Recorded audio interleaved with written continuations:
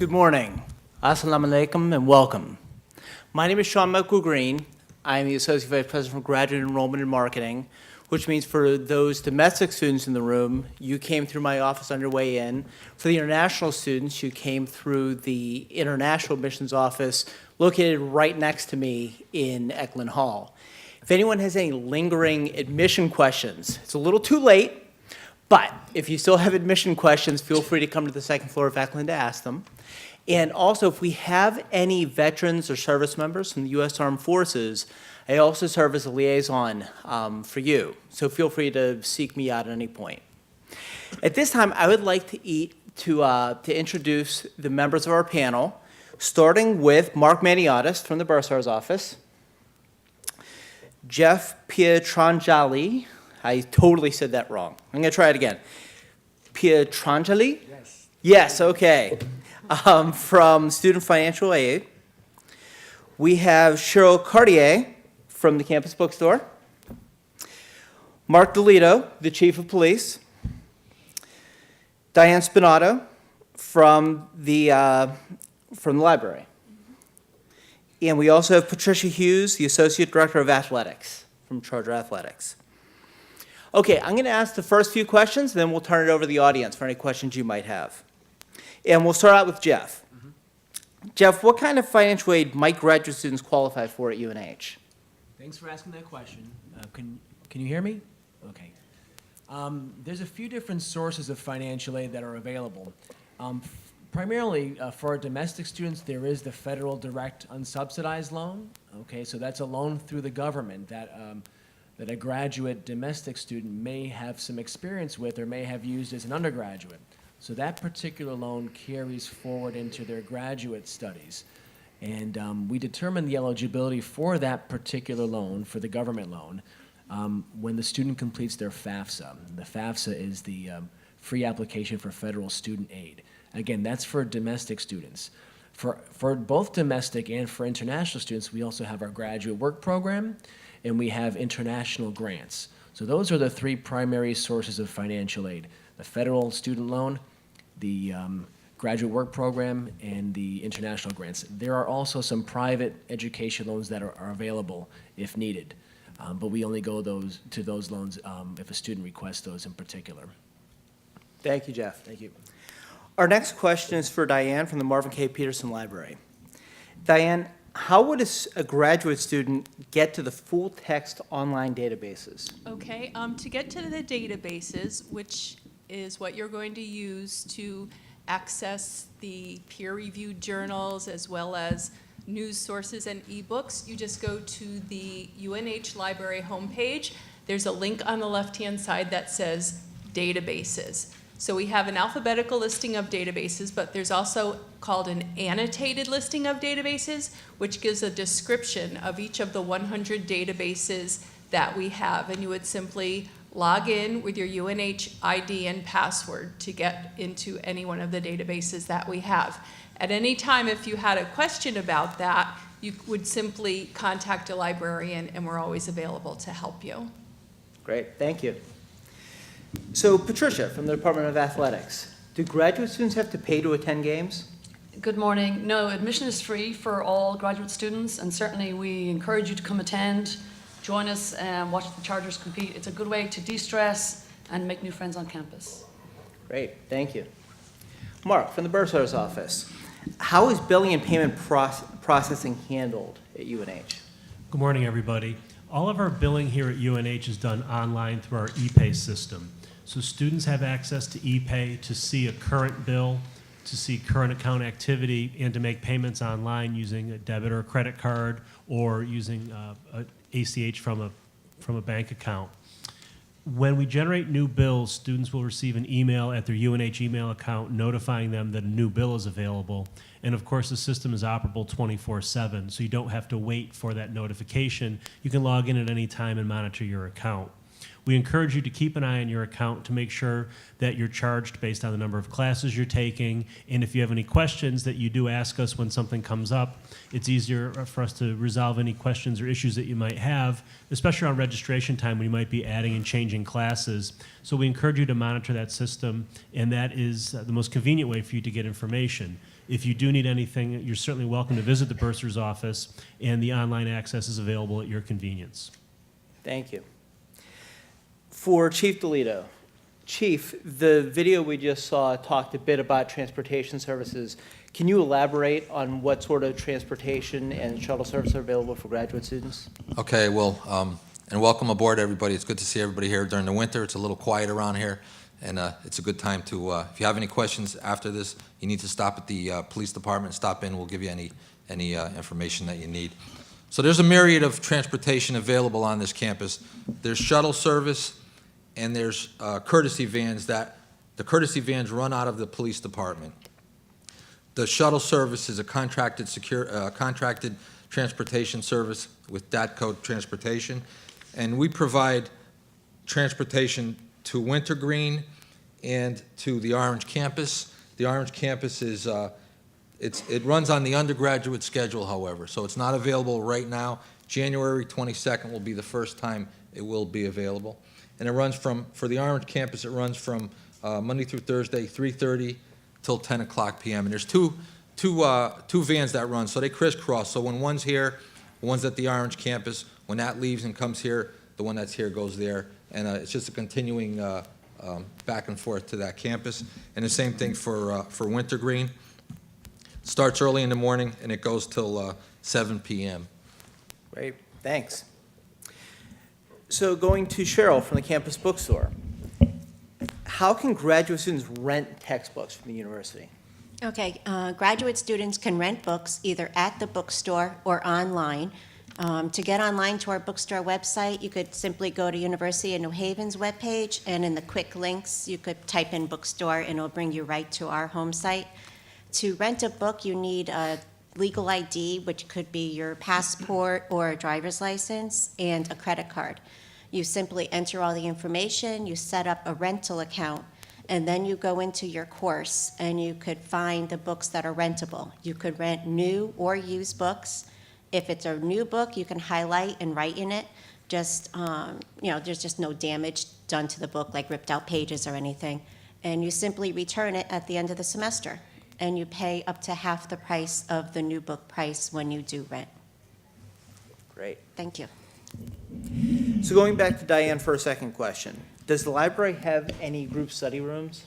Yes, we do have group study rooms. There's actually 3 of them, and you can reserve them in advance for your group. But in addition to the group study rooms, you should know that the entire lower level of the library is all study tables, and they're all equipped with electrical outlets to plug in your devices.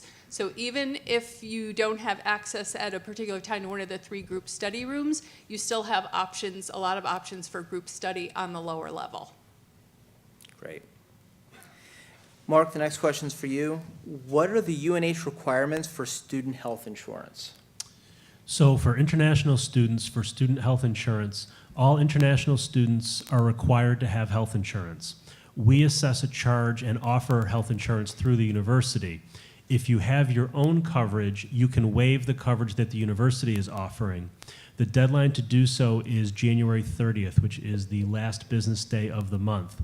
So for those of you, if you have your own health insurance and if you wish to waive the insurance the university offers, you can go online to the UNH website and go to the bursar's office. There's a link for health insurance, and it will guide you to the insurance page where you can waive your coverage. If you don't currently have coverage, and if you wish to buy separate coverage in order to waive the university coverage, you can do so. Please keep in mind that deadline is January 30th. If you don't waive the coverage by January 30th, then you will be required to pay for that coverage, and you'll have the coverage through the university.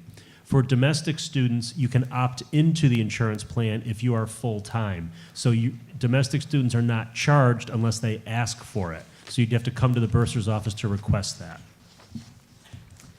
Cheryl, I have another question about the campus bookstore. For students who are interested in digital books, do they need any specific sort of computer or device to read those books? No, the books that, ebooks or digital books from the bookstore are available through they're web-based books, so you could use it on any device, and they are also interchangeable. So as long as you have access to the internet, you could use it on an iPad, a tablet, your PC, your Mac, or even your iPhone. Great. Chief Delito, can you please tell us about the Emergency U app and how do graduate students get access to it? Okay, the Emergency U app is it's a free app that you can download on any of your smartphones. And what it does is, if you're walking and you see something ahead of you that maybe doesn't quite look right, you can activate the app on your phone. And what that will do is, with your smartphone, it will turn on the camera and it will turn on the audio. And at the police department, we have a dedicated monitor. So once you activate the app, we will see and hear what you're hearing. We haven't had any real incidents where it's been necessary. We've had several false activations, but it's a tremendous app. It allows somebody from the police department to see what you're seeing, just in case maybe there's something that doesn't quite look right and you want us to hear what's going on. Once you do that, we will dispatch an officer to your location. On the monitor, it gives us an exact location of where you are, to GPS, so we can send an officer there. We'll also text you to see if everything's okay. So it's free. It's something I encourage everybody to download on your phone. And just go to the App Store, and it's very easily downloadable. Yeah, during a break today, I highly recommend everybody to download it. And just, you know, emergency is emergent, as you would think, but then S-E-E-U. Okay, here's a question for Patricia, based on the athleticism of the group we have in front of us here today. Can these graduate students try out for your athletic teams? Certainly, periodically throughout the competitive season, the respective sports will have open tryouts. If you feel like you're a budding college athlete, certainly we would determine your ability, and then upon that, as we are governed by the NCAA, which is the National Collegiate Athletic Association, there are certain factors we would have to determine to look at your eligibility, if you competed at the undergraduate level, if you still have any remaining eligibility, or if you have exhausted it. But certainly, if you go onto the athletic website, the Charger website, my information is there. You could reach out to me, and I could put you in contact with the correct people within our department. And certainly, we're open to all and anybody who would be interested in participating. Great, thank you. Okay, this next question is going to be a lifesaver for somebody out here. So pay attention to this one, and it is for Jeff. What happens to my financial aid if I add or drop a course? Oh boy, you don't want to find that out if you don't tell us. Okay, so it's important whenever you're adding or dropping a course to let us know, to either stop by the office, and we're located on Maxey Hall in the first floor, or to give us a call, or even to email us and say, you know, Jeff, I'm thinking about dropping a course or adding a course. Is it going to affect my financial aid? Now, in many cases, it may not. In many cases, it may. The thing is, what you have to understand is that you're all coming in as either full-time students or half-time students. You're coded as a full-time or half-time student, and you're expected to complete a certain number of credits each trimester, okay? And the aid is awarded to you based on your status as a full-time or a half-time student. Now, the aid, whether it's a loan, or whether it's a graduate work program, or whether it's an international grant, all these programs, all these aid programs are subject to what's called satisfactory academic progress policy, okay? And that means that, again, you're expected to complete a certain number of credits as a full-time student and a certain number of credits as a part-time student. So for example, if you are a full-time student and you're enrolled in 9 credits for this trimester, and your aid is reflecting 9 credits, okay, and you decide you want to drop a course, and you drop a 3-credit course and you come down to 6 credits. If you don't replace that course and you only complete the 6 credits, you're basically in violation of the satisfactory academic policy, the progress policy, because you were expected to complete 9 credits. Okay, same thing, if you were enrolled for 6 credits, if you came in and you told us you're enrolling for just 6 credits, and we see that you're enrolled for 6 credits, and you drop a course, and you drop a 3-credit course, and you don't replace that course, that could also put you in violation of the policy. Now, there's ways to correct that in future terms, but it's something that you need to inform us about right away. You don't want to let a whole trimester or a whole semester pass until you let us know that. What will happen is, at the end of each academic year, we check everyone's satisfactory academic progress, undergrads and grads. And we take a look. And for example, if you were a full-time student and you came in, let's just, to make things simple, let's just say you started in the fall. We're looking at a whole year, 3 trimesters, okay? And you came in as a full-time student and you were expected to do 9 credits per trimester. We would look at the end of this year, at the end of the 3rd trimester, which ends around the beginning of July 1st or July 2nd. We would look at the number of credits you completed for the year. And we would have expected you to complete at least 27 credits for the year as a full-time student. If you did not complete those 27 credits, and you also received aid for those 27 credits, we would send you a letter saying you didn't make satisfactory progress because you only completed, maybe 21 credits or whatever it might be. You dropped 2 classes along the way, and you didn't tell us. We would then talk to you about what you can do to remedy that and to get yourself back into good, satisfactory progress. But that could jeopardize your financial aid for the upcoming year, for that fall semester, or for the fall trimester in 2015. So it's important just to check with us. If you're just dropping a course and replacing it with another course, equivalent 3-credit course, you're dropping a 3-credit course and then you're taking another one in its place, that's fine. That's fine. But if you totally drop a course and you don't replace it and your credit load has been reduced, you really need to let us know that, okay? Even if you're adding another course, okay? If you're going from 6 credits to 9 credits and you want to add a course, let us know that too, because that could impact your financial aid as well. You may qualify for additional loan. Your grant may be increased to cover that course.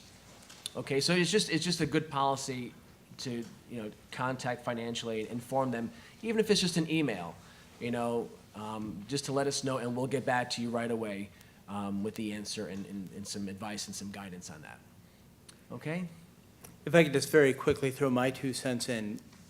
Jeff referenced the word policy a number of times, and it's something important to understand for both domestic and international students. Like all institutions, we run based on policy. Don't try and scam the policies. Don't try and outfox us, because you'll get away with it for a little bit, and then when we do an audit, we're going to find out about it, and it's not going to end well. Okay, so anytime you run into something, if you want an exception to a policy, if you want to discuss a policy, reach out to somebody and talk to them about it.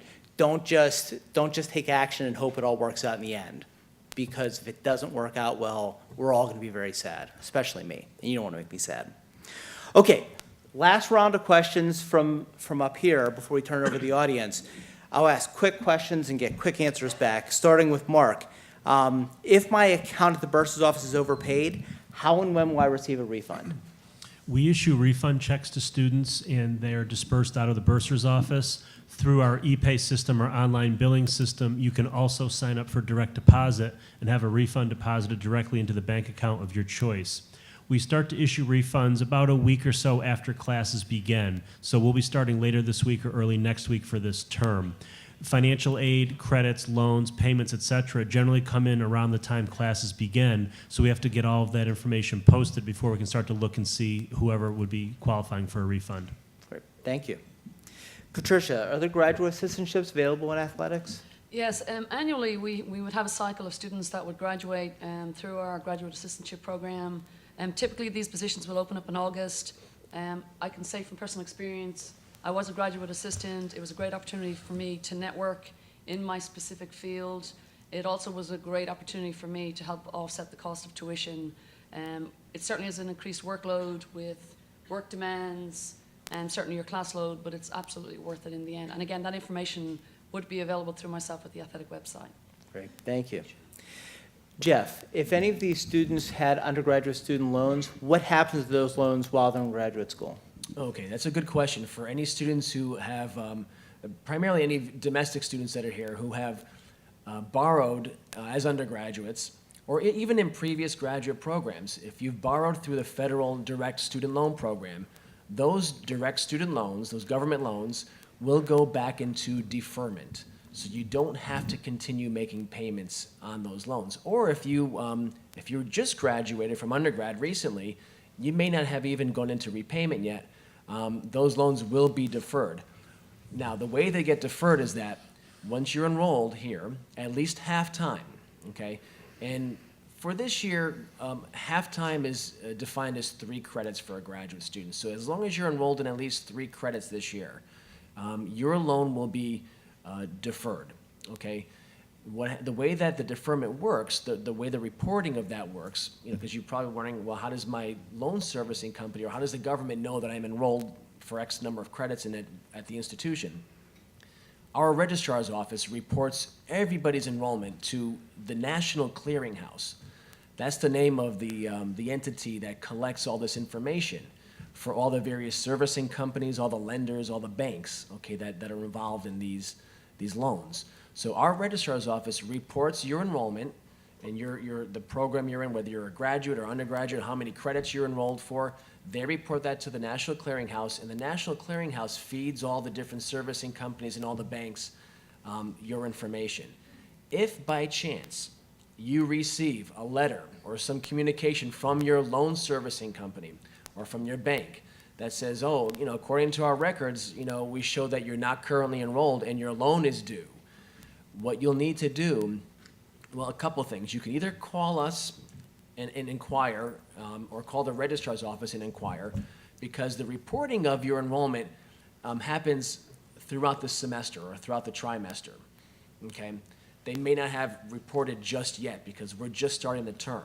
So they probably have to wait to see how many students are, where you end up falling with how many credits and classes that you're in, because there's an add drop period, et cetera. So they'll wait to get that information reported. However, if a certain number of weeks go by, let's say, or a month, and you're getting some type of correspondence from your servicing company or from your bank that says, our records show that you're not enrolled and your loan is due, there's a payment due, please bring that to our attention, okay? We can discuss it with the registrars and ask them if they've, when they reported your enrollment, or if there was some type of a problem in submitting that information, or you can get documentation from your servicing company that can be submitted to our registrar's office for them to perform a certification of enrollment or a verification of your enrollment. And they'll verify that you're a student here, they'll verify the number of credits you're enrolled for, if you're half-time or full-time, and they'll get that off, they'll send that off to your servicing company or to your bank. Don't panic if you get that information from your bank or your servicing company. Don't panic, because there's a way to remedy that rather quickly. Don't So panic. sometimes Always it's good just advice. information that's getting crossed. Yeah. Great. Thank you. Thanks, Jeff.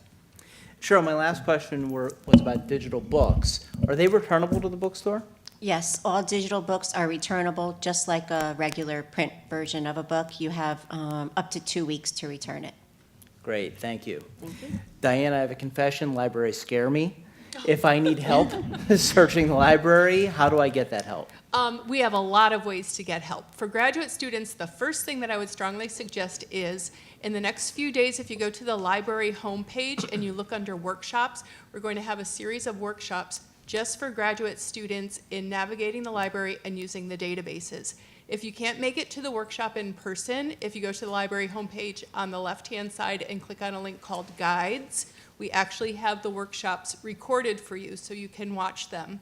In addition to that, the librarians are always available to help you one-on-one. You can just drop in, you can make an appointment, you can call, or you can email us at libraryhelp, LIBRARYHELP, @newhaven.edu with any questions that you have about using databases or any library resources, and we'll be happy to help you that way as well. I'm a little less scared. Chief Toledo, the last question is for you. If we need parking passes to park on campus, how do we go about getting those passes? Okay, if you're going to drive a vehicle to campus, you need a parking pass. They're free. You come to the police department. You need your student ID and your driver's license. All your vehicle information takes not even 5 minutes, and we give you a parking pass, allows you to park on campus. If you are not going to bring a vehicle to campus, you don't have a car, or you don't want to ever bring it to campus, you're eligible for a U-Pass. This allows you to use Connecticut Transit for free for your entire semester, which runs through, I believe it's April 4th. Excuse me. So as long as you're not registering a vehicle to park on campus, you can get a U-Pass. One other thing I'd like to say, too, is I mentioned those two transportation schedules, Wintergreen and Orange Campus. We also have transportation to the train station. It goes from 6 in the morning till 10 at night. The vehicle pulls over here behind Bartels. We have that. We also have transportation all throughout the day and evening, various places on campus. So there's a lot of transportation. It's all available to you. I would encourage you to go to the UNH website, go to Student Life, Campus Police, and you will see all the different things, emergency notifications, assembly areas, what to do in case of an emergency. So all the information that I'm giving you, including the van schedules, it's all there at the website. You can look at it and digest it a little better than in a few minutes here today. Great. Thank you very much. That concludes the prepared questions that I had, but now I turn it over to you. What questions do you have for the panel? And if you have one, please just stand up and one of our helpers will come down with a microphone for you. Who has a question? Okay, right in the middle. If you could just stand up and a microphone is on its way to you.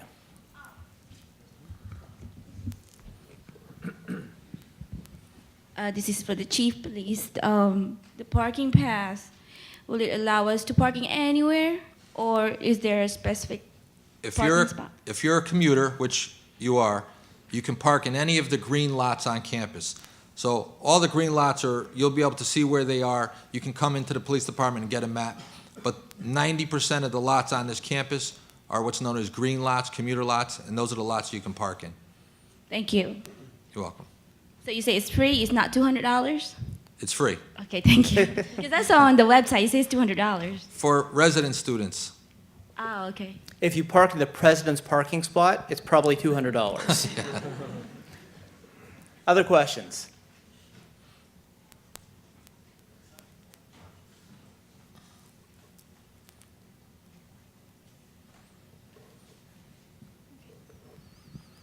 Hi, I'm the student from the international graduates. I want to ask, I lived in West Haven, but I know there is a shuttle bus from the Orange area to West Haven, but the shuttle bus from the West Haven, I mean, from this campus to the other side, it's about last bus is at 7 p.m. So, but I know in the MBA there are lots of classes is during the evening. So when I finish the class is about maybe 9:30. How can I get home safely? Thank you. The shuttles to the Orange campus go until 10 p.m. Yeah, but I know there is only shuttle bus from the Orange area to West Haven. It's just two campuses. It's not all around the area. Yeah, I'm not Yeah. sure I understand the question. Is your question that you're From- trying to from go here? somewhere? Oh, from here. You want to know how you get home once you take the shuttle from Orange to here? No, I mean, I lived in the West Haven. It's near the ocean, but I know the shuttle bus from the Orange area to the West Haven is just from the two campuses. It's not Yep. to send you Not- to everywhere at the West Haven. So I wonder how to get home safely. Well, if you take the shuttle from Orange and you come to this campus, you'll either have to take Connecticut Transit to your location from here. But it's not too late during the night. I mean, when I finish the classes, maybe I will take a half an hour to the West Haven campus, but there's no bus anymore. Yeah, I mean, we don't provide transportation to homes or apartments. It's just from the Orange campus to here. You would have to make arrangements to get from here to your location. Okay, I just mean because there are lots of class during the night, but the shuttle bus is not for you to get home to everywhere. I mean, to send you, it's near your house. So I think it's a little inconvenient. Yeah, see, Inconvenient. the shuttle is on a certain schedule. It takes, you know, a certain amount of time to get there from here. So it doesn't stop at specific points. It only goes from Orange campus to here and back and forth. Okay, I know it. Thank you. Yeah, sorry. And just to tag on to that, guys, back here, Connecticut Transit will be on hand on Wednesday at our resource fair. So they are the ones that run the local buses and things like that. So if you have specific questions as far as bus times and the latest bus, what times they're running, I would encourage you to attend that on Wednesday. That'll be in the Alumni Lounge from 3:30 to 6. They'd be able to answer that question for you a little bit better. Okay, And- thank you. And that's a great segue. We're out of time for this particular panel, but that resource fair is a great time if you have other questions, if there's something you want to talk in more privacy. That's a great opportunity on Wednesday to come in and talk to folks. But right now, will you please join me in thanking the panel for all their information?